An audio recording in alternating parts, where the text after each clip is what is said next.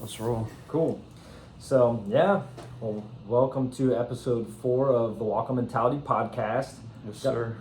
Got my buddy Evan Duignan here, the founder of Alphamated. Yes, sir. Yeah. Cool to we met at Columbus Young Professionals. I forget how long ago, and then just kind of have always kept up since. A few months ago, honestly, I think we were at Lumen event and everything too. Yeah.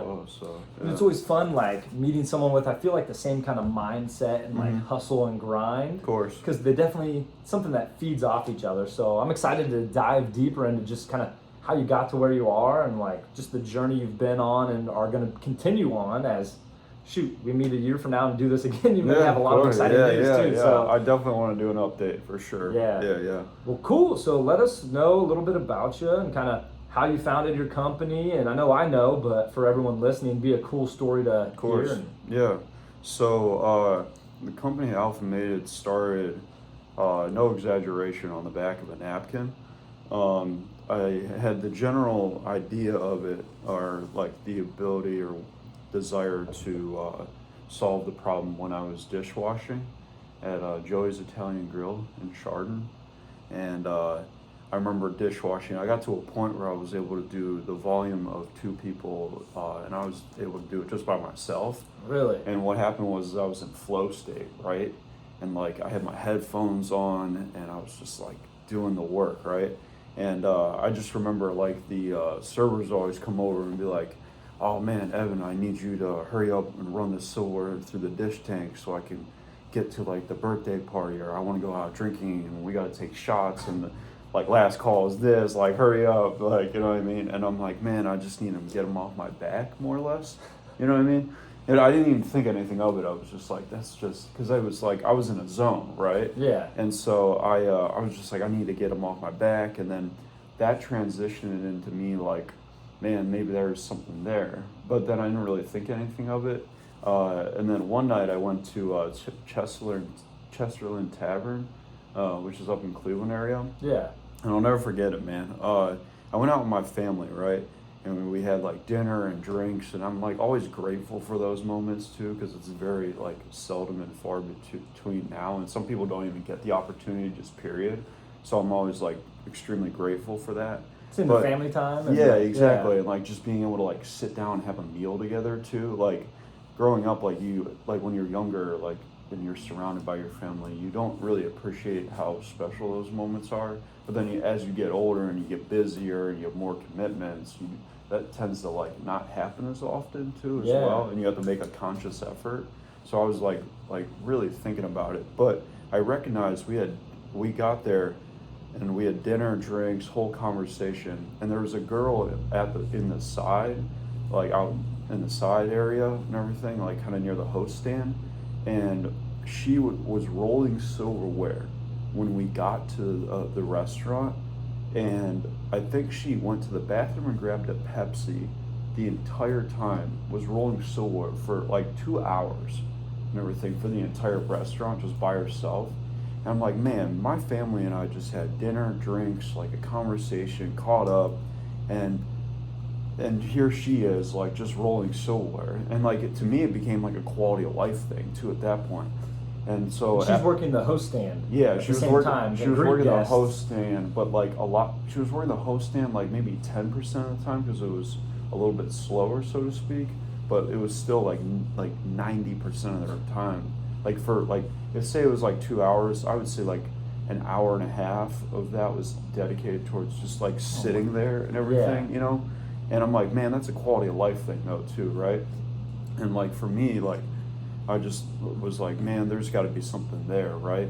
And I remember going home like after a couple drinks, and like going on the internet, just like, is there anything out there like this? And then just like pouring through Google searches, like page 25, and I'm like, You're digging deep. Yeah, that's how you know, right? And everything after like page 2 of Google, I give up normally, but I was like determined for some reason. And I saw like all these like stabs at the process, more or less, but nothing had really like penetrated the market. And I'm like, wow, damn, there's something there. And so that developed the thought process of like, well, why can't I do it and everything too? So, and then that led to more conversations and meetings and steps too. But like those two moments, like dishwashing at Chesterland Tavern, were two of the catalyst events that actually produced the results that I'm seeing now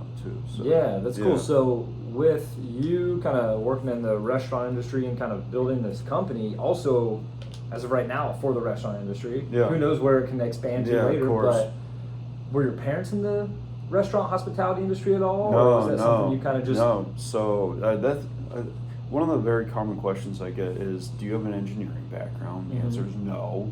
And did your parents have any like hospitality experience? Honestly, no. I worked at Wendy's and everything when they asked me to like, Evan, you're 15, something like that. Like, let's start to think about this. I'm like, all right, let me just work at Wendy's. I don't know. There wasn't really a hard thought process on it. Looking back, I probably should have thought about McDonald's? it. No, I don't know. Wendy's had the double stack, and I was a sucker for that when I was younger. Yeah.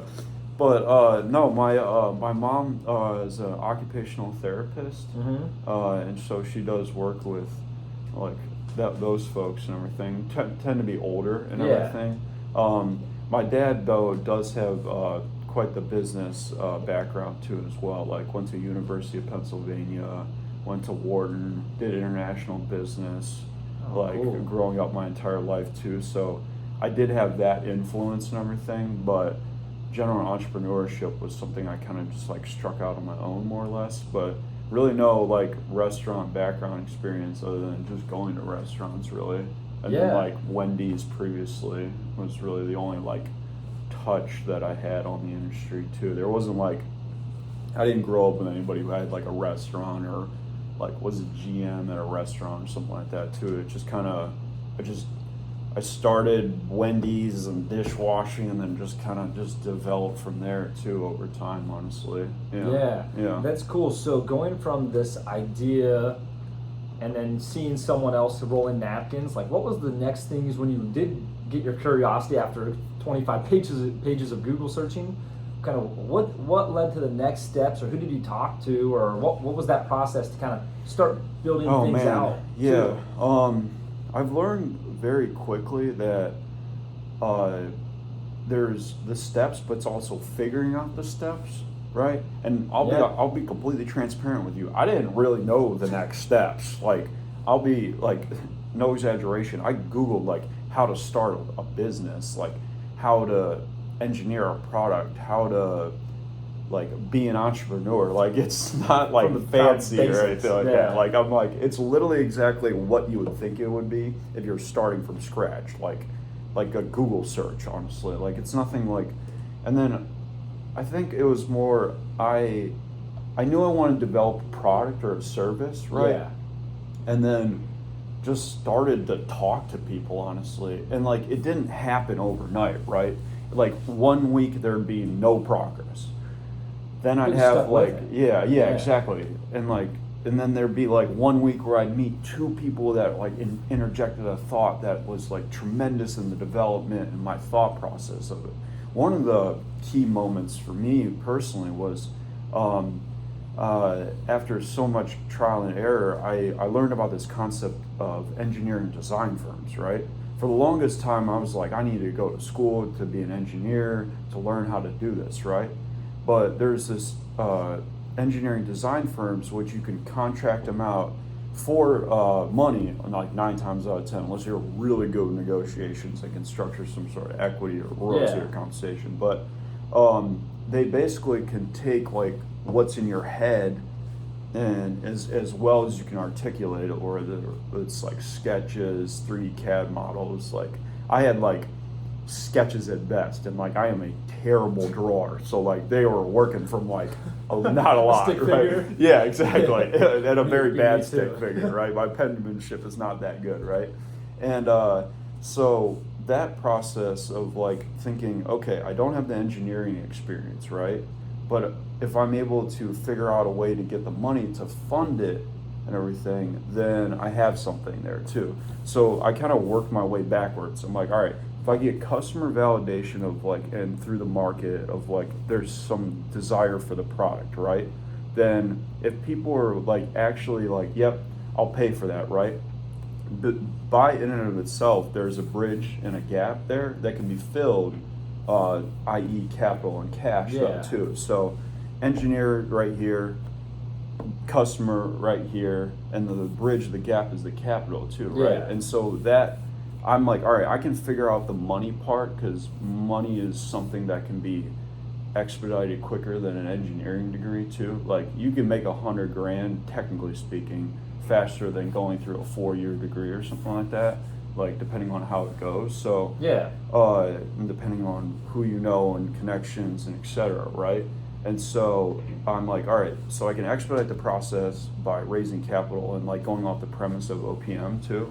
Mm-hmm. So what's like, OPM? So other people's time, money, and attention too. So like utilizing leverage, because when you're first starting out, right, you're starting from ground zero, right? So you have to leverage other people. That's how so many things get started too, and like general society is not aware of. It's like leveraging like other people's efforts and everything, and having them be a part of the upside is actually a very mutual symbiotic relationship that can carry you forward into all sorts of different endeavors though too. Because it's a win-win for both parties. You're bringing something to the table that they're not completely aware of, and you have certain skill sets or sweat equity that can transition into a bona fide hustle, right? Yeah. And then they have certain areas, whether it's like expertise or cash or something, where they can fill in the stop gaps too, and it creates a mutual relationship though.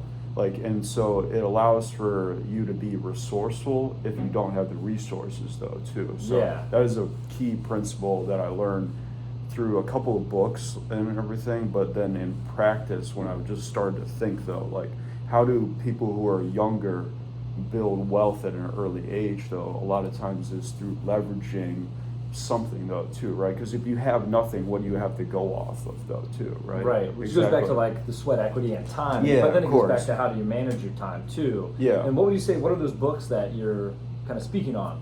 So the three that had it's a very simple ebook called Dominate Your Goals by Steve Mayer was one. Basically there's like decision matrix more or less, where it's like, does this move me closer to my goal? It's a yes or no question. If it's a yes, then I do it. If it's a no, then I don't do it. But there's a lot of other key principles that like started to reshape my frame of my mind too, and how I think about certain things though too. Because it's one thing to have a situation or approach a situation, so to speak, and you're not sure exactly how to handle it, right? But if you take a step back and look at the situation objectively too, and like you start to not just take it for face value, but you start to like unpack it, like why is this the way it is too, and start to like really question it, then you start to develop a new like framework. So that book was like the energy that made me start to look at things like, and actually like, I don't want to say scrutinize it, but look at it from a different lens, so to speak. And a deeper level. Would you say then that book motivated or inspired you? Because I see those two words, and I've been curious of that, and I think they're totally different. Yeah. And could be a combo. But. So I think inspiration happens like in brief moments, so to speak though. Motivation is something that is channeled through something else too. I think when I'm motivated, it's because something just happened. When I'm inspired, I think inspired happens in like a blink of time too, from a certain event. Like I think motivation is like lasts longer, but inspiration can have more like prominent, like more powerful energy in the moment though too. Interesting, because I see those words the opposite. Okay, that's fine. I'm curious, because it's like when I don't know what made me think of the difference, like motivational speaker versus inspirational speaker. And I see motivation as like I go on Instagram and I'm watching videos, so it's an external factor. Of course, where I saw inspiration as like an internal fire getting lit that lasts longer. So I'm just curious. Interesting. But I could be wrong.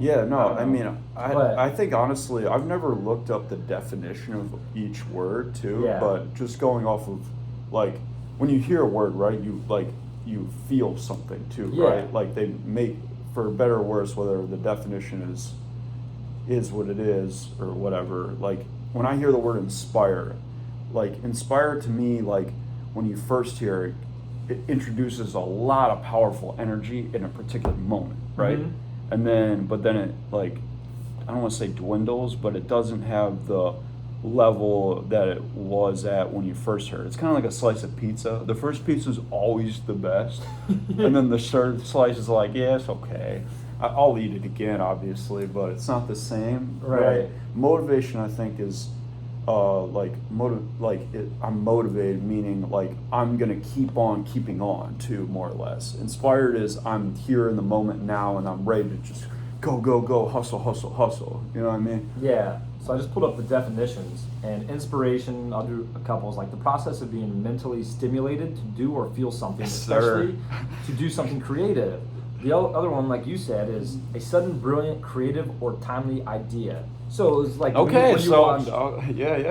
you watch the girl rolling. Yeah, that was inspiration. Yeah, that was the inspiration. And then the feedback and validation from people in the industry was the motivation. Yeah, and then motivation. There's less definition, and inspiration before motivation is also says an act of breathing in, an inhalation, which I have to dig more into that. But, yeah. And then motivation was the reason or reasons one has for acting or behaving in a particular way.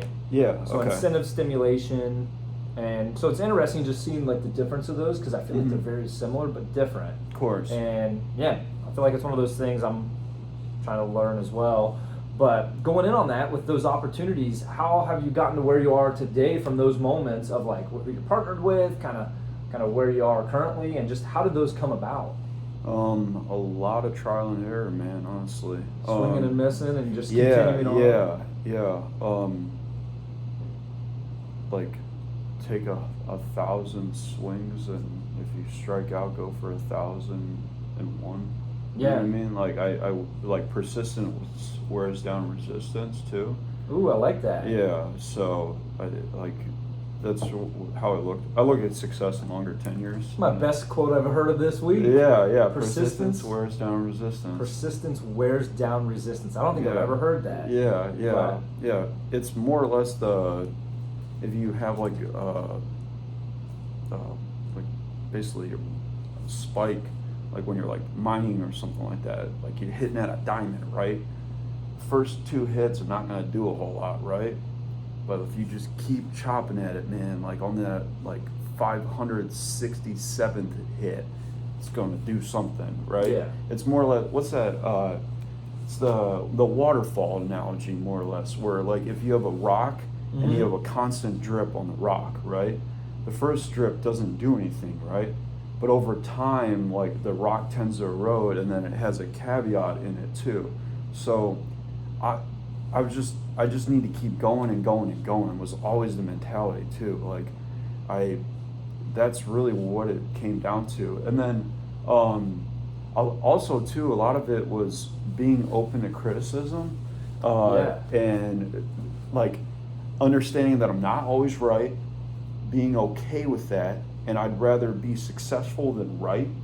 You know what I mean? And so when people would give me feedback, I wouldn't be like, oh, the hell with this guy's opinion, right? You know what I mean? I'd actually like objectively look at it like, okay. Where are they coming from? Yeah. Why are they saying it this way? Exactly. And not just saying like, no, I'm not going to pay attention. Like what, even if I don't necessarily agree with what they're saying, what lens or what perspective are they coming at with that makes them think that way, that allows them to interject a thought like that too, right? And so being open to that too, like change the path and stuff like that. And really it came down to, I'm trying to get to a certain objective, right?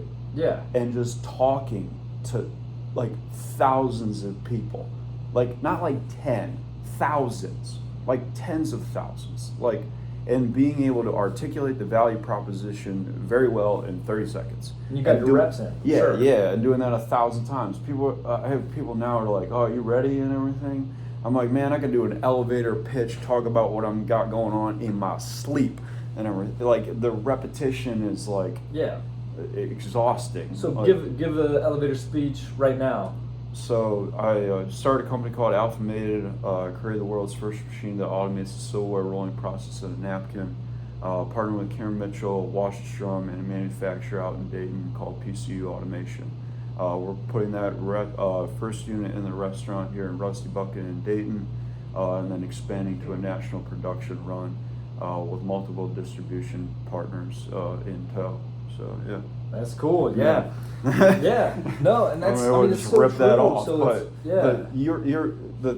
it's critical, and I'm going to make this point, is I was able to do that, but I was already able to articulate it, and you understand where I'm coming from, and there's not a whole lot of questions after that. Like there's questions of like, tell me more out of curiosity, but you're not completely unaware of what's happening. Like you know that I have a silverware rolling machine, and I have legitimate partners in the industry, and we're going to market too. Yeah. You know so how I mean? did you get introduced or run across Cameron Mitchell? I'm assuming from all the thousands and thousands of people you met, and the more people you talk to and let know what you do. Yeah. Before you get going, I was told by someone, which I think is genius, is like if you want to shovel snow, you gotta let people know you want to shovel snow. Yeah, exactly. So it I goes love back that, to man. So honestly, I wish that was my quote. Yeah. but A couple things. One, I was heavily involved in the Ohio Restaurant Association. I became a member and everything, and just started to go to all the events around the area too. Yeah.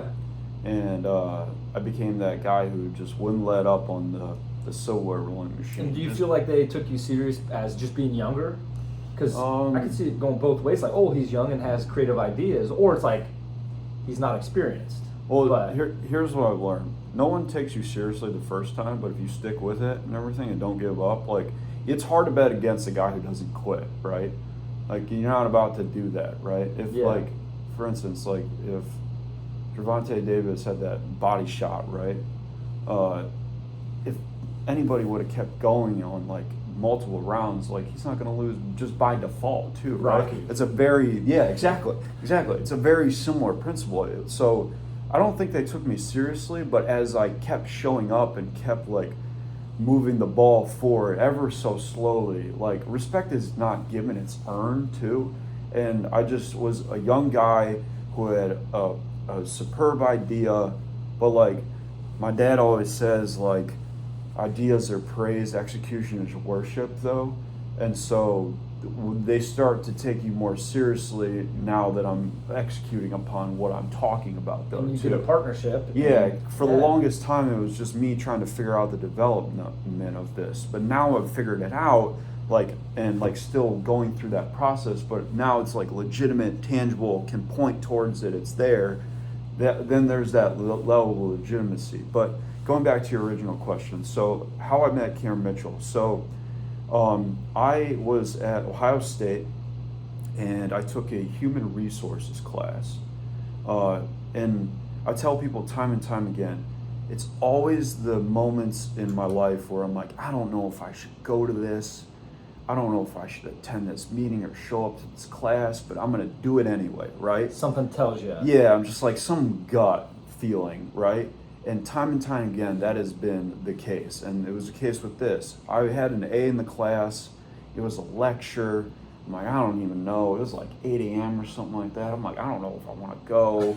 I'm like, I can just pass the exam, right? And like, the exam accounts for 75% of your grades. So it's just like, come correct for that day and you'll be all right, right? Right. Exactly. But, you know, I'm like, you know what? I'm going to go and everything. I don't have a better reason to just lay here.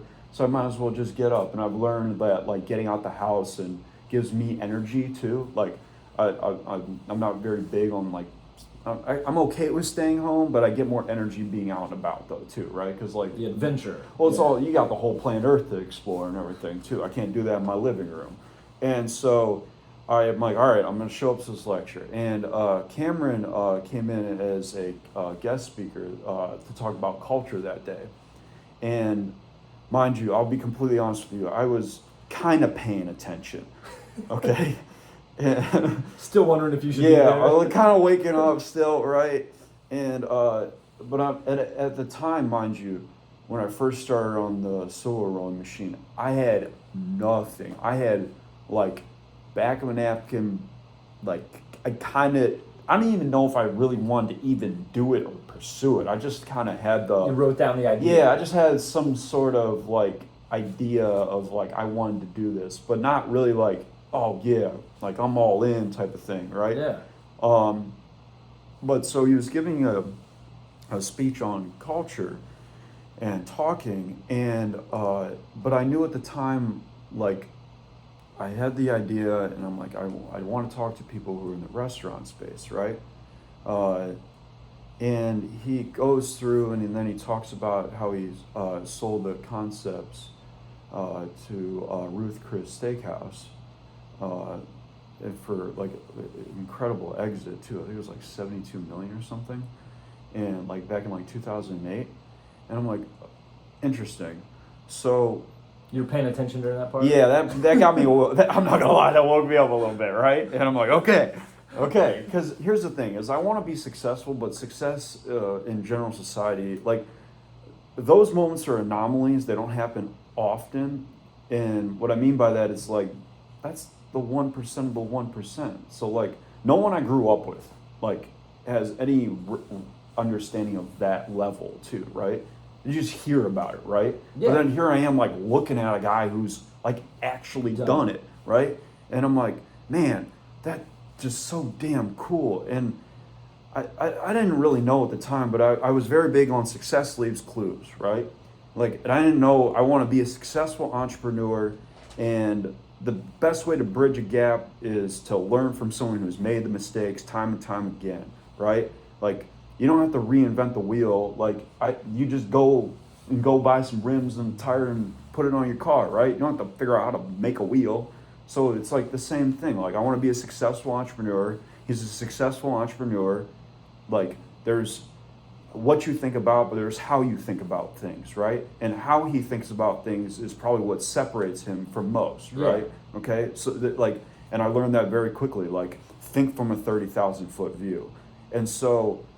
And multiple other lessons that I don't even have enough time in the day to go through what he's taught me at this point. But like even just things that you wouldn't even think are lessons or education that end up being such a profound impact on like my development, like as a person, character, professionally, relationship wise though too. That so many like points and tangents and tangibles, right? Yeah. If that meaning. But honestly, I heard him talk about the exit and what he's up to now, and I'm like, all right, he's a successful entrepreneur, and he would be someone who would be great to get their feedback on, right? And just want to just learn more or less too. Like I'm like, I don't even care about the rest of my classes. Like, let me just have 3 hours with this guy and everything too. Just learn from him. Like, right. be my professor, please. Yeah. You know what I mean? And so what happened was like I literally just took a deep breath and walked up to him. After class? Like after he was done. Yeah. And then, like he stayed there to talk to a couple of the students. And I just walked up to him and just like, hey, my name's Evan. It's great to meet you. Love the speech. I have this idea for this silver rolling machine. I don't really know if it's valuable, honestly. I think it is because I used to be a dishwasher, and I just kind of wanted to get your 2 cents on like, do you think it's worth pursuing? Like, understanding that you own a plethora of restaurants. And he's like, yeah. He's like, here's my card. Feel free to call the office and everything. And let's set something up. I just want 15 minutes of your time, honestly. That's all I'm looking for. And I called the office, set up a meeting, and 2-3 weeks later, I was in his office talking it through with him and everything. And then that started the catalyst for the relationship, honestly. But it really was that, honestly. Yeah, that's cool. I mean, when you're going in and all you're expecting is some criticism in the sense of like, well, please critique this and show me what you do, and then obviously kind of where it's gone, he had more than that. He thought it was a great idea. Yeah, well, I think he used to be a dishwasher, and I used to be a dishwasher, and there's that like unsaid like respect on that It's like level the Jeep too. waves or the motorcycle wave. Yeah, Kinda. of course, yeah, because like that is not for the faint of heart, and that dishwashing teaches you things that like you wouldn't even think you need to be taught, right? Like work ethic and like just keep on like a certain goal and like actually like it sounds crazy, but that is the baseline level for developing systems, I believe. Like you have so many dishes and so many things to clean, it can be overwhelming. But your brain starts to compartmentalize. All right, there's certain areas here, there's certain areas here, there's certain areas here, right? Yeah. And then you start to develop a system for each of the areas too. And then gets your brain thinking about systems too. And systems is one of those things that I've learned, which is like the difference maker between successful and really successful too, is how well your systems are. Yeah. Like, because like the extension of you is more important, especially if you're going to take it to a certain level. We all have a certain amount of time during the Yeah, day, exactly. so that system helps kind of, whether you're doing things yourself before you can hire someone to do it for you. And like, level is efficiency, right? Too? Yeah, that's something I struggle with, and it's like, because I always like to do a lot, Yeah. and I love being open to different opportunities and have challenging times of saying no, but everything I've filled my time up now are things I enjoy versus things that really drain me. Of course. And yeah, so that's really cool in the sense of that. And what would you say are some of the like top one or two things you've learned from him so far? That's an interesting question.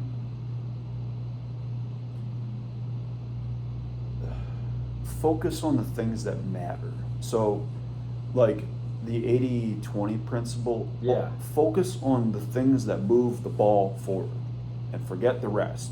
Like, don't get bogged down on like the little things that don't really actually move the needle forward.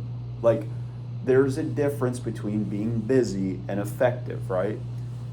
One of the things that me and Cameron talked about for the longest time is just getting the machine built.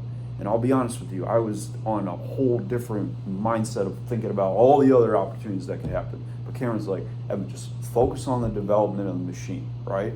And he was right. And because like, Now you have something. yeah, to show exactly. Up. And now it really matters too, right? And it's not just like pie in the sky vaporware, right? And that's the difference between, like, you're not judged on what you tell people you'll accomplish. You're judged on what you accomplish, right? Showing them. Yeah, exactly, right? And so that was one of them too, right? Is like focus on being effective, not just busy, right? Like where like what are you actually doing that is actually going to produce a result that makes sense? That's probably the first one too, Okay. right? Man, the second one, that's so hard because Cameron's taught me a lot of things that don't go based on conversation, so to speak. Cameron has a way of carrying himself. So what I mean by that is when Cameron walks into a room or has a conversation or has a meeting, there's a certain level of confidence though too, right? And belief and esteem within oneself though too. Yeah. Like you have to have incredible self-talk and just general like belief in yourself though too. So I think that's definitely one thing that I've learned, like have confidence, believe in yourself, like talk like you actually mean what you're saying, be able to speak clearly, like articulate, like Yeah, and stuff that's like cool. that. And Yeah. that's something I'm still learning too, but like I would say those are the two things that are like most critical, I guess, to not That's- only myself but other people's development too. But then there's also like other things too, right? Mhm. That I'm just like, man, it really all depends. Like, just kind of like focusing on what the outcomes are for things too. There's been a couple times I'm telling him I have a meeting with someone who's like, all right, well, what's the point too? Like, you know what I mean? Like, why are you doing this though too, right?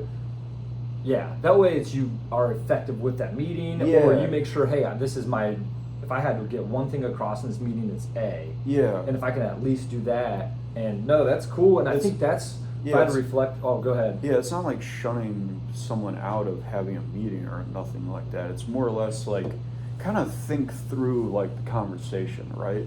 Because like so many times you'll have a conversation, you're not even sure like where you're trying to go with it though too, right? Yeah, even Not- planning 10 minutes before the meeting can Yeah, make exactly. a big difference. Oh yeah, the amount of times one of the big hacks that I've found is, I want to say be completely outcome dependent, but have a general direction. Not because you have ulterior motives, but you're just trying to make sense and use of the time too, and make it beneficial for both parties too, right? Yeah. And so what I do a lot of times is I'll take out my notes app on my phone, and I'll write down certain like key points that I want to hit in the meeting too. Yeah. And mind you, they're like one word, right? I'm not about to type out a sentence because I'm not about to sit there with my phone and be like, here's the agenda, blah, blah, blah. I want to have like talking points and everything and subjects too.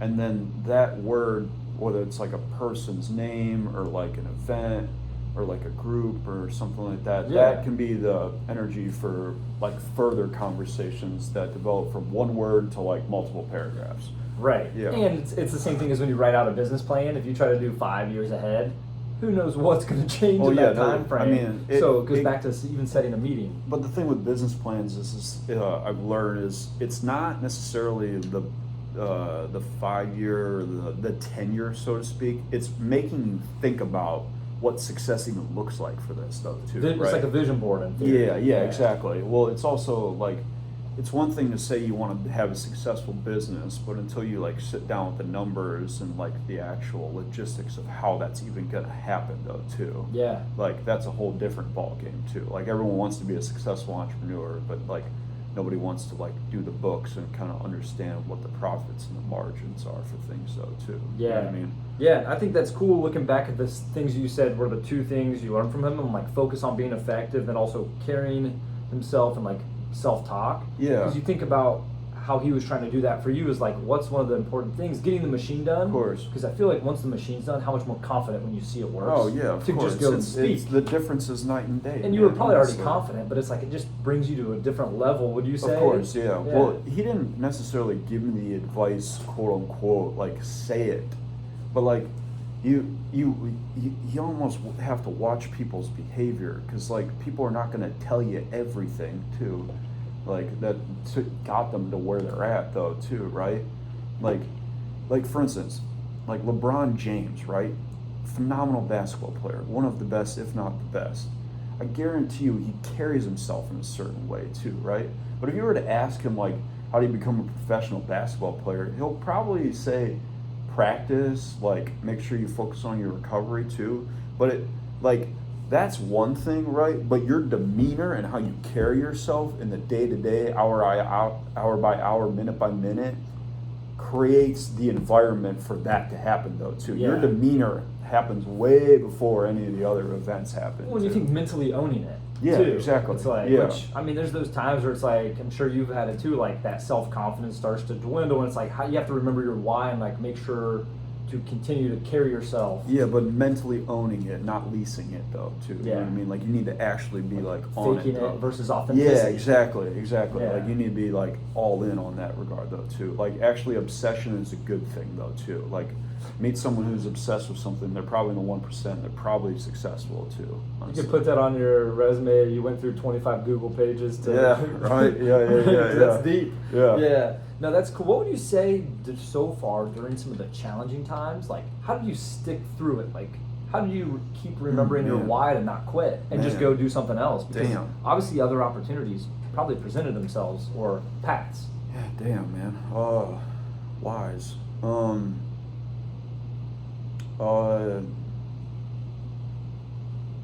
I just knew I wanted to get it done. Honestly, that was the one thing I knew. Like, it was just like, I'm getting this done. Like, I'm just doing it. It's mine made up. Like, I think it's like Will Smith or something says, like, I know what it looks like and everything. I need everyone else to wait to see it and everything too. Yeah. You know what I mean? Why, man? Everyone who's supported and been around me too, honestly. Like I have aspirations of my mom a house and stuff too, like stuff like that. Like buy my dad like a car and stuff, like, and just like have a sense of, like I'll probably have a family one day too, and like I know it gets real deep, but like my son's gonna point to his dad, and like that man's badass, like, you know what I mean? And like being able to carry myself in a certain way, you know what I mean? Yeah. And then like, I think honestly too, like just not being mediocre, man, honestly. Like I got a lot of things I want to do in this life that, like, for better or worse, you have to be successful in order to even participate in, let alone compete. And so like, whether it's like a Lamborghini or like a dream villa vacation or something like that, like I want all the things though too. I don't like, I live in the sense of, if you give me two choices, I'm gonna say A and B. Don't make me pick. You know what I mean? Like abundance mentality too. Yeah.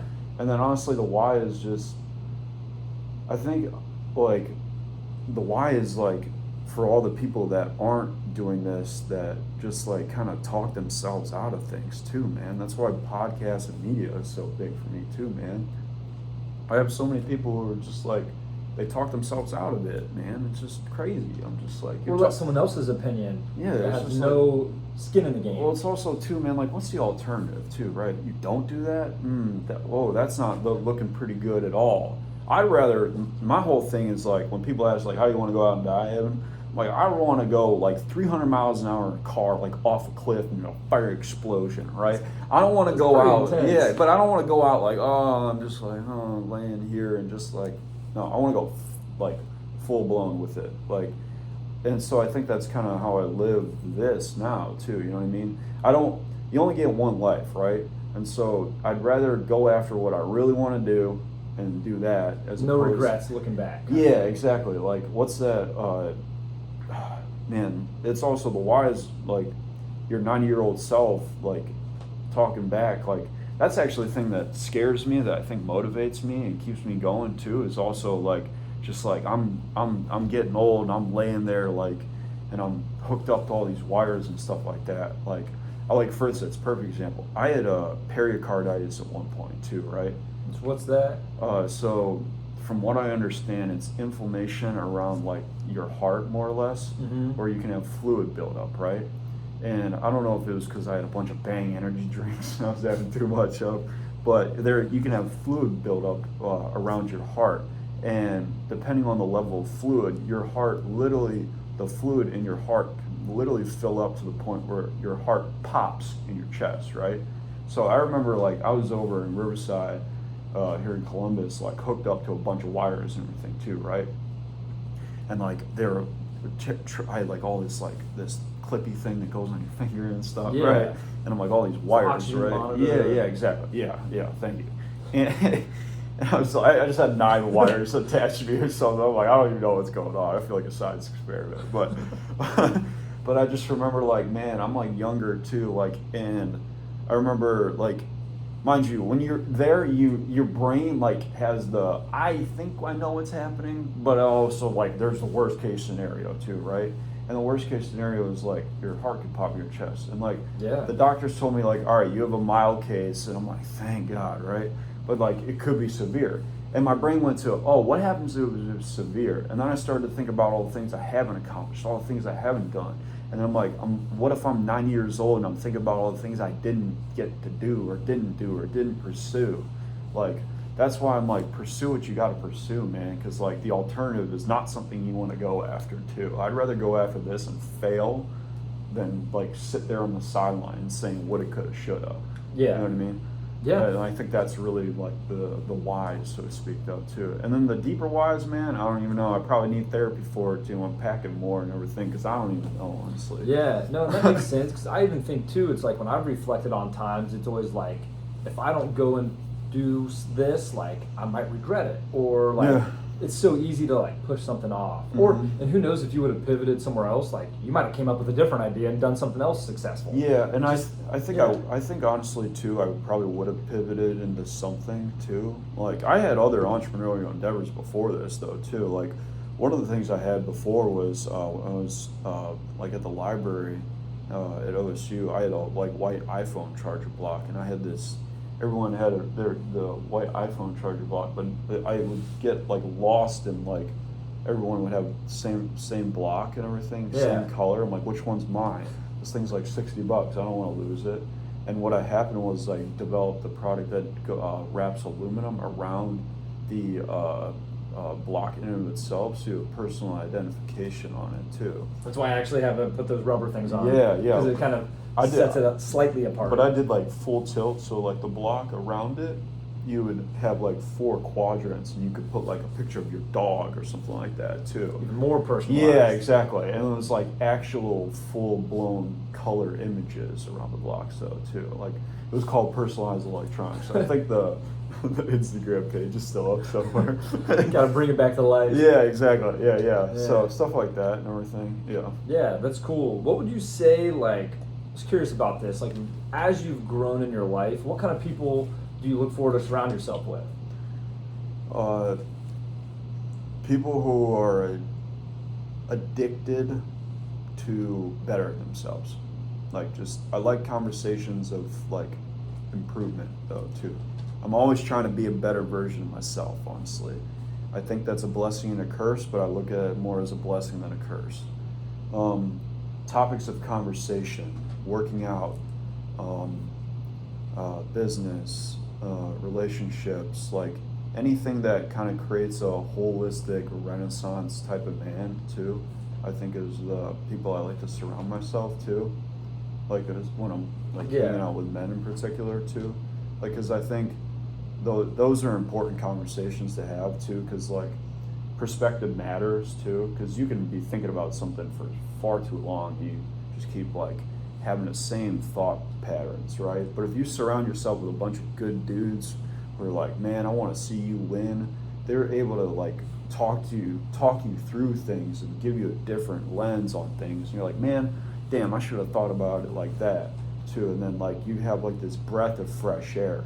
Like I like to be around people that give me energy, who like are propellers, not anchors. Yeah. Like I think was that Annie Frisella that says that or something, like propellers, not anchors too. So anybody who propels me forward more or less, and it doesn't even have to be like outcome driven, so to speak though. And, like it could just be I feel better, like, and just a more productive individual too. Like I don't necessarily have to point to, oh, this person did XYZ for me today, more or less so.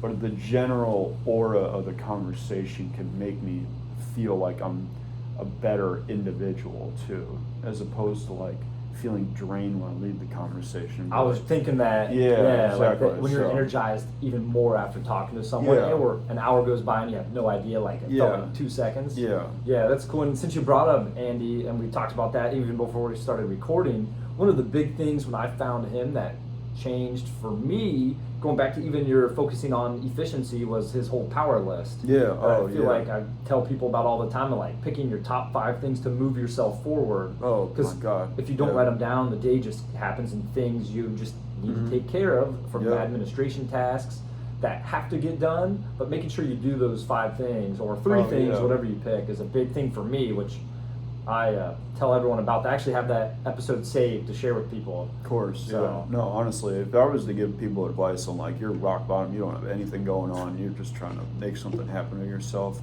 I would say 3 things. No exaggeration at all. Google Calendar, get on time schedules and blocks. Start to block yourself off in 30 minutes and start to value those minutes. 2, get a power list together. Start to find some way and like sit down for 30 minutes each day and just really start to think about that too and make effective decisions. And then 3 is honestly go to the gym or get some sort of exercise though too. It's not just about your health, it's about your self-esteem, your confidence, and your self-worth too. Because when you're at rock bottom, man, I was overweight as a dishwasher, man. Like I had no self-worth at that point in time though too. Like I was a low GPA, like I'm even half the time I'm just like, man, I'm here, like my mind's blown, right? And I recognize like I'm preaching to the choir here. I started to do those things, and in the course of not too long, like I turned my shit around, for lack of a better way to put it. Yeah. And what would you say flipped that switch for turning things around? Oh man. What was the inspiration? We'll go back to that definition. Man, I was listening to this like TikTok or something like that. It's like when the pain of the current reality is greater than the fear of change, that's when you'll change. Can you say that again? So when the pain of the current reality is greater than your fear of change, that's when you'll change. So when, like, there was a point in time where I got into an argument with my ex, right?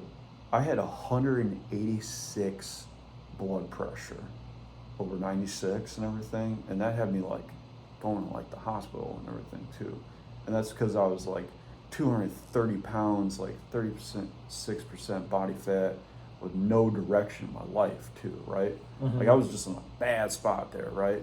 And I'm just like, man, I can't keep doing this, man. Like stuff like that, like, and like multiple events too, man.